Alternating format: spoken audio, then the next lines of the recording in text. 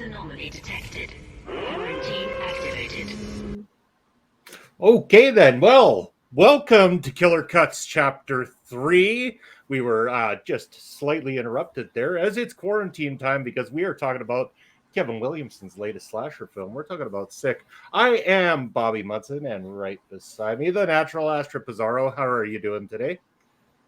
I'm tired, but it was one of those things that I could not talk about this movie after seeing it. So I'm glad I brought it up to you when I did. How are you doing? I'm doing quite well as too.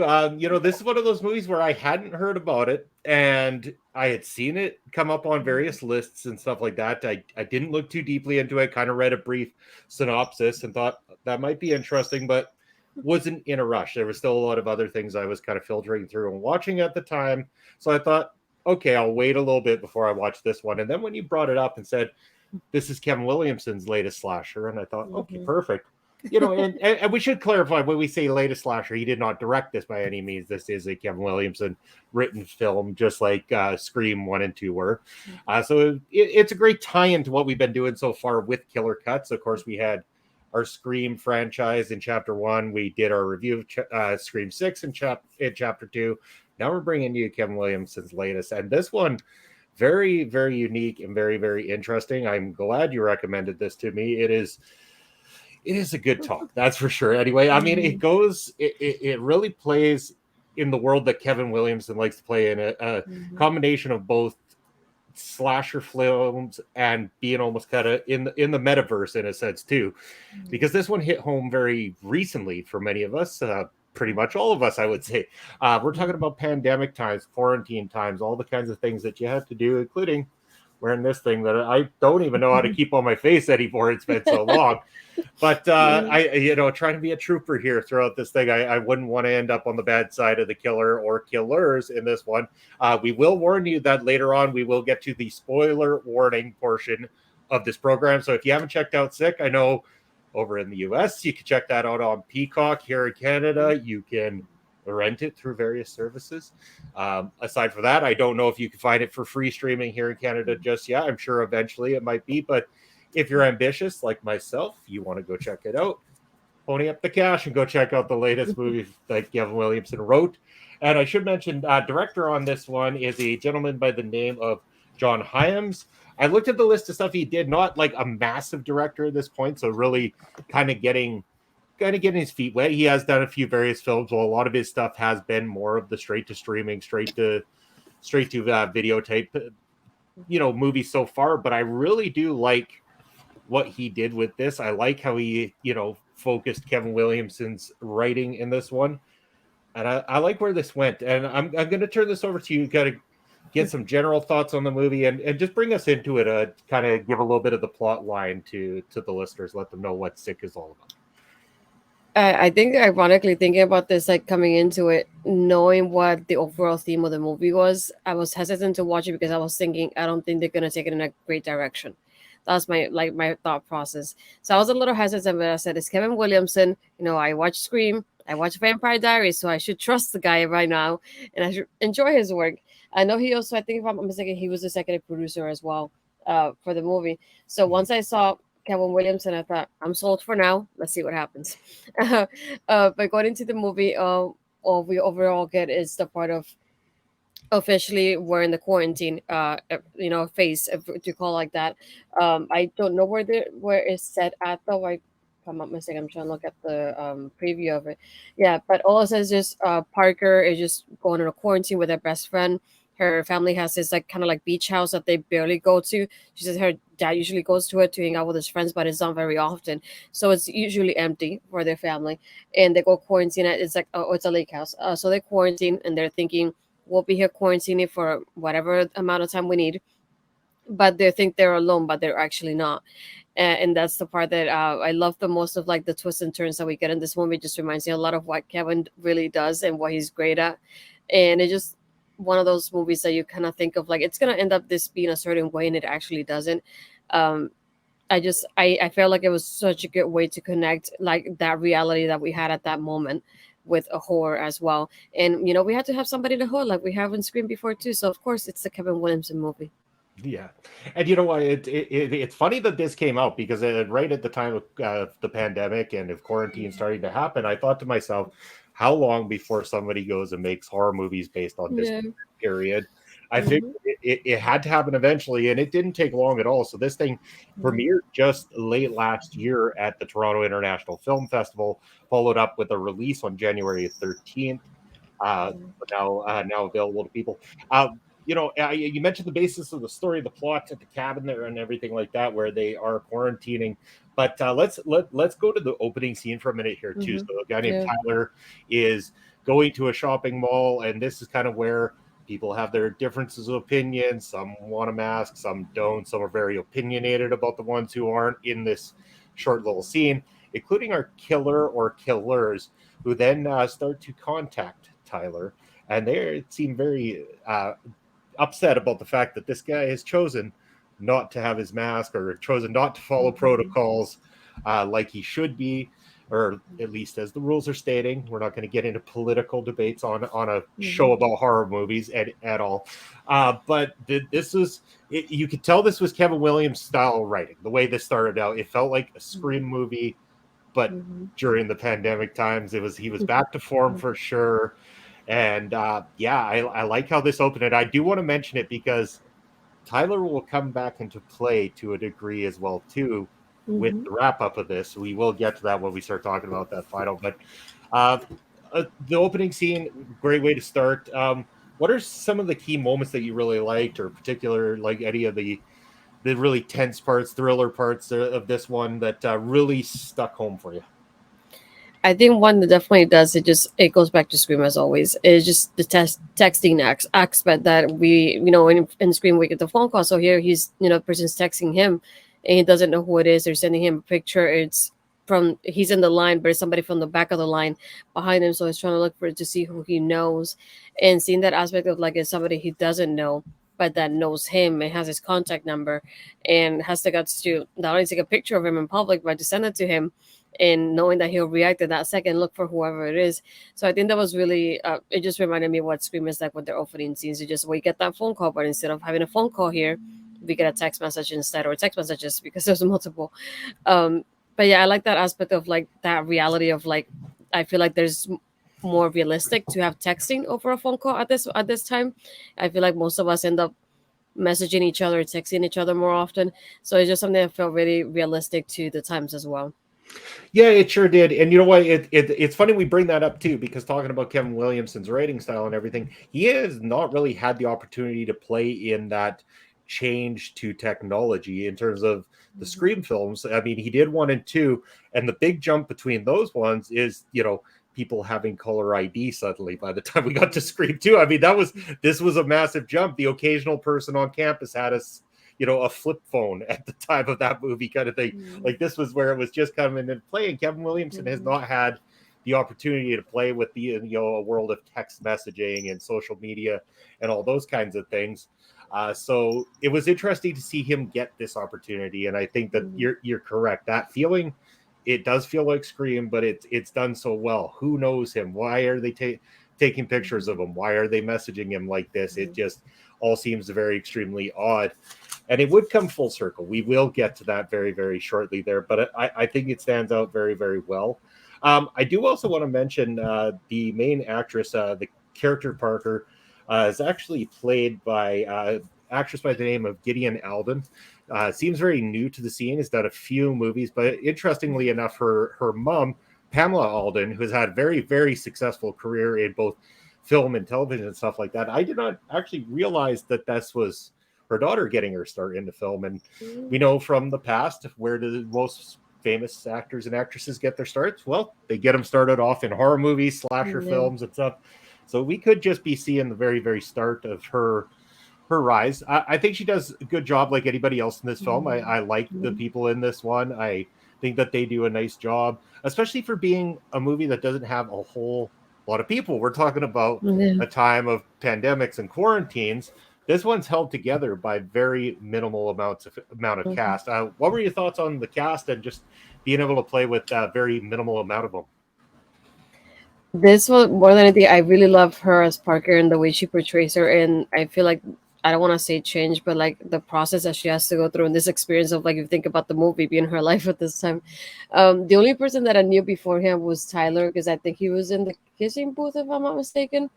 So that's why I know he had kissing booth from Netflix. So that's the only person that I knew beforehand. And like you said, it just like it reminded me a lot of Last House on the Left as well. Um, was that that one? I believe, if I'm not mistaken, because they have very minimal cast in that movie as well. So it just gave me the vibe of that one too. But yeah, this one I feel like even with the small cast, it works so well with what was happening in the story itself. It didn't need a lot more people than that. Like the most people I think that we saw in like particular scene was the grocery store at the beginning of the opening scene. That's the most people that I saw through this whole movie. Yeah, and it kind of little plays a bit on the fear of isolation, kind of gets under the skin more than it does go for jump scares or any of that kind of stuff. So it really plays that out well. It does leave you guessing. You kind of wonder the whole time who could be behind this, what are their motives, what are their intentions.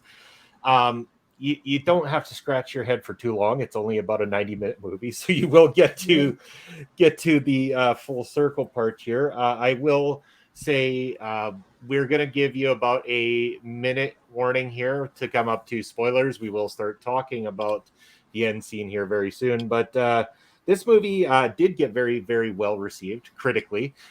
This one scored an 86% on Rotten Tomatoes based on 59 critics scores, a 62 out of 100 on Metacritic. The consensus generally being that this is a great, true to form Kevin Williamson style slasher film. Well written, well put together. Again, like Scream, your most well-known person happens to be in that opening scene, and then from there they're building up new people, up and comers in the industry and stuff like that. So I think that this is a great chance. I honestly wish the only thing is that it had more publicity or more people were aware of it. The advertising that this is from the writer of the original Scream movies, especially with how hot the Scream franchise is right now. I think they really could have done a great job of selling this to the masses. And I hope in doing this show that we'll get to do that and more people will watch it for sure. Before we go to the spoilers though, general thoughts, like where would you rank this? This is a rewatchable movie for you, a one-time watch. Is this something that maybe we could see a continuation of? And we'll hold off on the continuation because we'll talk about that with the ending here. Yeah. So. No, definitely, I think it's rewatchable. It's just the part that like once you know the twist is obviously not fun anymore. It's not like Scream. Like I could watch it so many times and I still feel like that that same feeling. I don't get the same with this one, but it's still something that when you want to, you can rewatch at any time. And like I said, it's like having the part of like it's so real to you compared to like Scream. If Scream doesn't feel like something that will happen to any of us anytime soon, versus this one was more like close to home in that aspect. So, yeah, this one I've already seen it twice, and either way, I just like there's some parts of like I don't want to say jump scares, but there's some parts of just like wait, is it now? And I hadn't seen it in a while.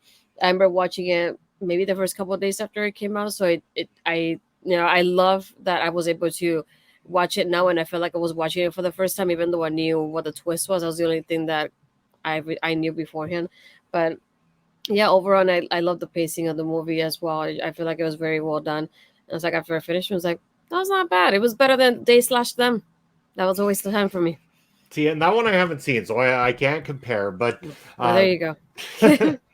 But this one I did enjoy. It's definitely rewatchable. It's the kind of slasher flick that I can get behind and I support 100%. I really like when I see well done, well put together films like this. I know that these aren't Academy films. They're not like going for being the best, most interesting horror movie of the year. They're a slasher film. If you like slasher films, you already get it. You already know you're going to go into this and you're probably going to enjoy it. We hope you're going to enjoy it anyway. But you've had fair warning now. It's time for spoiler talk, and that's what's coming up now. Here we are. It's time to talk about how this thing wraps up. So now, essentially, correct me if I'm wrong, we do technically have 3 people behind the killings. Yeah, More or that's one thing less. that I didn't think about the first time watching it. Rewatching it now made me think of it. I was like, wait, there was one.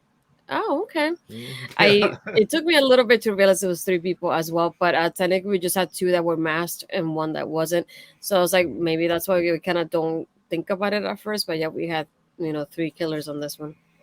Yeah, so it is technically 3 because this is a family of 3. We find out that the main 2, I guess the masked 2, would be husband and wife Jason and Pamela, and then they do have a son as well too that ended up getting the first of the 3 that gets knocked off in this process.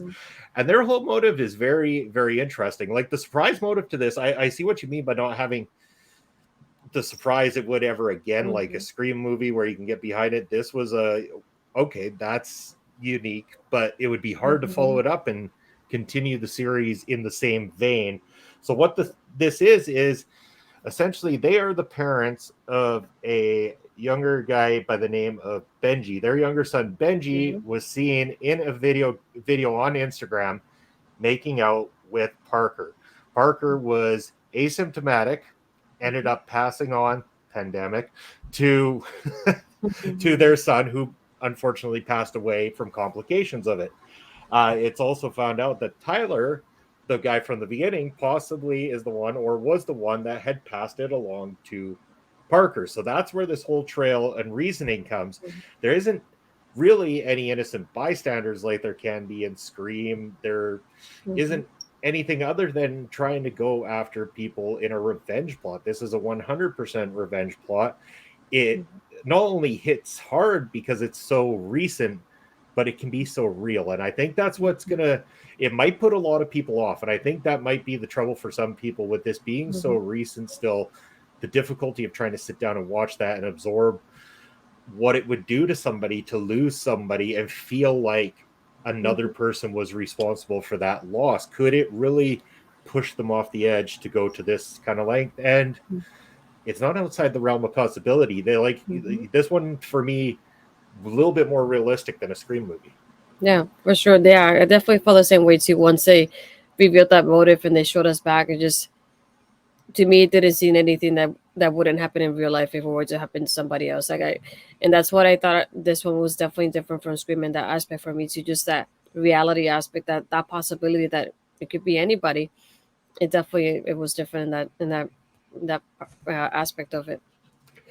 Yeah, and it's so unique and so interesting. These 2 have a great plot, but then you start to do the thinking, and this is where I got to thinking that, like, what can we do? Because Kevin Williamson, he started a franchise in terms of Scream, did a great job of getting that one off the ground. I started looking at this one. Is this something that could end up being a franchise? Do people want it to be a franchise? Like, I know Kevin Williamson's now technically responsible for a few different slasher series at this point. We got not only Scream, but I Know What You Did Last Summer is another creation of his. Although being the I Know What You Did Last Summer based on a book, but anyone who's read the book to I Know What You Did Last Summer will know 100% that Kevin Williamson used the name and nothing else pretty much from the entire thing, because there's not a whole lot of comparisons to be made between those other than the name. But yeah, it's interesting to think, can this continue? And if it continues, how do you go about it? Because you can't have people continuing revenge plots. You could do different stories within the same time frame and stuff like that. The only way I could look at it is somebody who observed or heard about this news or something like that became obsessive with it. They started to read about it, follow it, they checked it out, they've made their clippings, and suddenly they think, maybe this is what I need to do to seek revenge for something that happened to me. And it doesn't have to be because of pandemic purposes. The series could continue on for other reasons as well too. It doesn't necessarily have to be that. I mean, they could play in a lot of different things that could be passed on to somebody if they want to go down the route of being sick or ill. They could also just make the next part called something else and be in the same kind of the same universe as this, but somebody who's copycatting the killings and going in a different way. How would you approach this if you were to look at this from a sequel Mm. perspective? How do you think the best way to go about it would be? I understand where you're coming from, but at the same time, I keep thinking like I would feel if they did something like that, it will fall a little bit too close to like what Scream is in that aspect, because we have always like somebody kind of learning from the first one or learning from the person that did it beforehand, kind of remaking it in their own way, and then it keeps going like that. And it just like I think this, if you want to make it, you have to make it something. Even though it's Kevin Williamson, of course, still want to make it separate from what Scream is. So it'll be, I would say, not difficult, but like maybe a little bit complicated and challenging to make it unique from Scream. And that aspect is like, if you want to make it, you cannot follow like the same template from Scream. So it'll have to be something he hasn't done before, which I don't know how he would do that. But still, was like I think your perspective is a really like that one that would be cool to see something like that. But like I said, it would remind me too much of Scream. So I was like, I don't know if it'll be interesting enough as as a sick film, let's put it like that. Um, but yeah, I just kept thinking it'll be probably like the same type of plot. Maybe if it's happening to somebody else, but it'll be like the same, like you're watching the same movie, just different people. So that's the only thing that I could think of. Now, the only other thing I could think of, and I'm not going to go down this road too deep, but what if this was not just an isolated these three sort of thing? They were brought in to a bigger group that was seeking revenge for all sorts of things, and that maybe the bigger group in the next time is seeking out those who choose not to go for their shot. I mean, it's a thought on it. I'm not saying anything, but I mean, maybe that would be their target, is people who they disagree with that are making that stance would become the target of several killers. Even like, I mean, we've never really seen a mass group of killers. Three seems to be the pushed limit so far when it comes to slasher films anyway, if you don't count something like Glass House on the Left, which features 4 people. But I could only imagine a mass murders being done by a group of people could maybe be a different direction for them. Yeah, that's true. Now, here's something I want to try this, because I did bring up Kevin Williamson's past Scream, I Know What You Did Last Summer, and this one as a writer. Of the 3, I think I know which one you would say is your favorite. I think it's pretty good. But I'm curious to know, after Scream, between this one and I Know What You Did Last Summer, what your feelings would be. Which one is more rewatchable for you? For me, I mean, always Scream will always be the most rewatchable out of the 3 for me. But I think I Know What You Did Last Summer was definitely like the second one for me, because I realized when the show came out recently, the reboot, I hadn't seen the movie in quite a while. So now that I rewatched it, I feel like I was watching it like new, and I feel like I've forgotten so many details that happened, not only with that one but the sequel as well. So it just made me think of like I feel like I don't remember any of this, which is with Scream. I feel like I remember a lot of things even after watching it the first time around. So I thought that was super interesting going into the movie. So I definitely like Scream is always going to be my number one no matter what. Sorry. Well, no need to apologize. It's my number one of the 3 as well too. You know, it's tough with the other 2, because I Know What You Did Last Summer still has that nostalgia. I was in high school. I was going to these movies in theaters and experiencing them for the first time. I Know What You Did Last Summer, I remember watching on I think it was like a summer afternoon or something like that. There was like nobody in the theater and everything, and just sitting back, kicking and watching this movie for the first time. And I've seen I Know What You Did Last Summer a lot. And of the 3, this is the only one I haven't seen as much, obviously, due to it not being out for very long, and something I only just recently watched for the first time. But I could make an argument for this one. I'm curious to know if it'll still have the same effect after I've seen it a few times with the ending and stuff like that. I love the ending. Don't get me wrong. I'm not slandering the ending or anything. I'm just curious to know how the longevity of the rewatches will be with this one. So I think, again, if I was to rank, Scream by a country mile is number 1. I Know What You Did Last Summer, and then this one. But I'd say it's tight with the other 2, because I liked this one quite a lot. It was very inventive, very different, very interesting in 2023 that we could have a slightly original idea behind a slasher flick. Yeah, because that's one thing I kept thinking, like you said earlier, just like once the pandemic started, I was wondering how terrible the slasher horror films were going to be about it. And I feel like this one made me think differently about it. Yeah, and I mean slashers they can be not everybody's cup of tea. So it's Mhm. nice when we got ones like this that are definitely strong, and we could say not only from a point of view of horror and slasher fans, but from the view of other people as well too. This one seems to be holding up strong. Again, I mentioned the critical ratings seem to be doing well for it. So I say people need to get out and actually watch this movie. Sick is definitely a recommendation from myself. I think everybody should check it out. I know this isn't going to be as long as our previous episodes of Killer Cuts by any means, for sure. As I mean, it'll change with time depending on if it's a franchise or a single movie. It's a little easier to go on longer about a franchise, but a single movie, hey, we're just trying to give it a review. I'm going to give it a high grade. I'm going to say right up there, A minus at least kind of thing for me. I recommend people check it out. I think that they shouldn't sleep on this movie anyway. But how about yourself? How would you recommend it, or choose your own style of ranking that you would give this one? Yeah, I would definitely just give it at least an A because I feel like it was, like I said, it was. I like the concept of it. I like the twist of when I think about it from this aspect. Is there's the parents have to go through so much thinking of like first their son passes away, second plotting all this, and third having to. I'm thinking they have to go through social media to like in a way stalk these people and find about their lives, where they go to college, when they will be at, because even as Parker said at the beginning, like nobody really comes to this lake house. So I thought it was interesting where they knew where she was going to be at um, during the quarantine here. And even I think to be at least what it seemed that way, her friends will be, or at least her friend that got killed in there, I forgot his name. He was like the innocent bystander in that aspect because he, even though they kind of dated, I don't think he was really part of that party like that, of like giving the sickness to anybody else. So I like how more than anything he was defending them. He was always, well, he was there. Is like, I'll take on whoever this is and just keep going.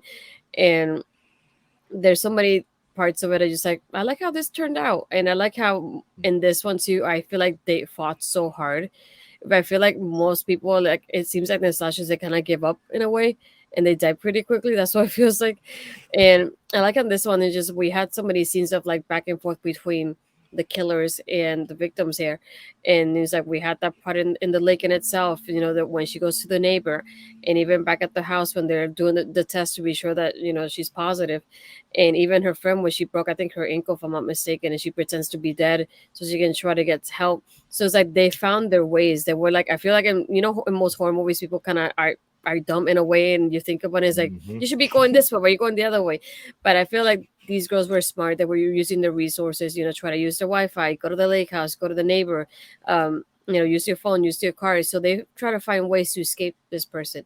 So I feel like they were really creative in that aspect. It's like we'll find ways, even climbing the house or something that reminded me of like Scream 4 with Sydney as well, climbing to Kirby's house and try to go around it to avoid the killer.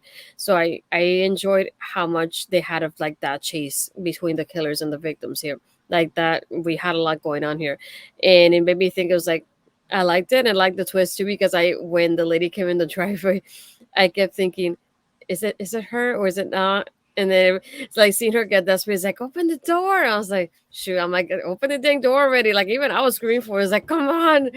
Um, it just made me feel like I was in the moment there with her too. And I was like, dang it, hurry up already, lady.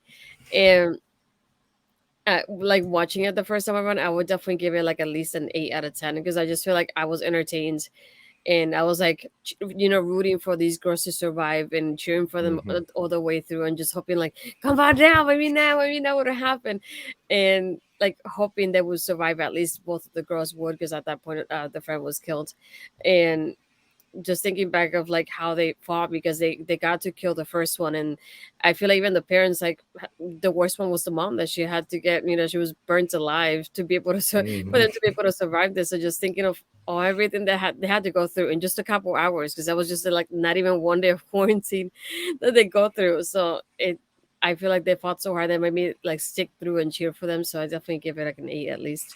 Yeah, and I mean, and like you said, that just kind of brought it up to me that a lot of slasher or horror films have that bad tendency to make really, really cool villains, and then make you really despise some of the lead characters to the point where you're kind of rooting for them to have the absolute worst things possibly happen to them. Not the case in Sick. You'll actually be rooting for the victims here, the people that are trying to survive. You're not going to be rooting for the villains in this one at all. You're going to be happy when they get there. Just desserts by the end of this one. So obviously a great recommendation from the both of us. So here on Killer Cuts, this one not only gets a pass, it gets a big recommendation. Go check it out, whether that's on Peacock in the US or rental or whatever way you stream movies. Go check out the latest. Sick is A-okay with us. Astrid, let everybody know, where can they find you? What you got coming up in the not so distant future? You can find me mostly on my Twitter, Astrid Pizarro, and my Instagram, Astrid Pizarro 20. Weekly basis. We mentioned this. I don't mention this often because we already have it in the channel. We do it sporadically, but scheduling wise, you can find me on Tuesdays doing Taking Over with Ed as we discuss NXT, and then Thursdays doing Making an Impact, mostly with Cody discussing Impact Wrestling. And some Fridays we do every 2 weeks. We do have Ladies Session Showcase, Melba and myself discussing Women's Wrestling and whatever's the latest going on. And sometimes we do have a little special episodes in there as well. If you do go my YouTube channel, you can find the past episodes of all of my shows there, and my series called Astrid Ask as well. But yeah, everything pretty much is going to be on my YouTube channel. Wonderful. Yeah, everybody go and subscribe to Astrid's YouTube channel and check out all of her wonderful work, including the work that we had just drop on Wednesday of this week. That was our special Love Your Health mental health awareness stream that you were on with myself and Melba Collins. That went really, really well. I've got Thursday Night with Papa Smokes that just aired just last night, as this is coming out on a Friday. Check out the replay of that or check out next week's episode. But also a very special guest that's going to be joining this Sunday on Busting Out with myself and Chris Parrish, a up-and-coming professional wrestler on the top 500 single wrestlers in the world, ranked by PWI. His name is Bougie, and he's going to be joining the Brunch Busters this Sunday. We also want to tell you to go on over to rogueenergy.com, where you can use that promo code OLEPODS for 10% off your order from our good friends at rogueenergy.com. And make sure to follow us here at our local establishment. You can check out all the things down below on that ticker, whether it be Twitch, YouTube, our email address, or any of the other socials that you can find us on. We got all sorts of great stuff going on. We got some shows that are even exclusive to the socials, some great clips and shorts for you guys. So follow along. We got a lot of great things going on here at OLE. I want to thank all of you for tuning in. Make sure to let us know in the comments what you thought of this movie and what you'd like to see on future episodes of Killer Cuts. For now, I've been Bobby Munson. That's Astrid Pizarro, and we'll see you when Chapter 4 comes out.